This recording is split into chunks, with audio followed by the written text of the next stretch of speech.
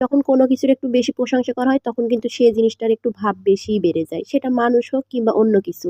এই তো যেমন আমি যখন চুলাটার ভিডিও ছেড়েছিলাম বলছিলাম আমার চুলাটা অনেক ভালো, আমি অনেকদিন হলো ব্যবহার করছি। ঠিক তার ৭ দিনের মাথায় আমার চুলাটা ভেঙে তছনছ হয়ে গেল। দেখুন তো আপনাদের কাছে যেই একটু প্রশংসা করছি অমনি ভেঙে গেল। কেমন লাগে বলুন তো? আর এদিকে তো চুলার ঝামেলার আর শেষ নেই। চুলা দিয়ে কালি পড়ে এটা সেটা নড়াচড়া আর কত কি। তবে কি বলুন তো আমি তো চুলাটাকে টাকা দিয়ে কিনেছি। এত তাড়াতাড়ি ফেলে দিব না, ফেলে দিব না তো। যতদিন পর্যন্ত না একদম নষ্ট হয়ে যাবে ততদিন পর্যন্ত এই চুলাটাকে আমি ব্যবহার করব। আর এই তো দেখুন সকালবেলা চা আর পরোটা করে নিচ্ছি। আমার মেয়ের আবার চা পরোটা এত পছন্দ কি বলবো। যাই হোক আপনাদের সঙ্গে কিন্তু আমি অনেকগুলো কথাই শেয়ার করলাম।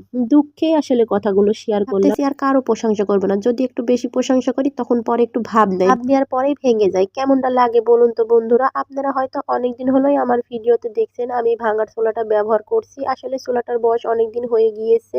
এখন পর্যন্ত আমার চুলা কিনা হয়নি। তবে ইনশাআল্লাহ নতুন আরো একটি চুলা কিনবো। আমি একটু ভালো চুলা কিনবো তার জন্য বসে আছি। একবারে ভালোটাই কিনবো। না হলে এতদিন আমি একটা অন্য চুলা নিয়েই নিতাম। যাই হোক কিছু করার নেই। একটু ভালো কিছু পেতে হলে একটু ধৈর্য ধরা লাগবে, তাই না?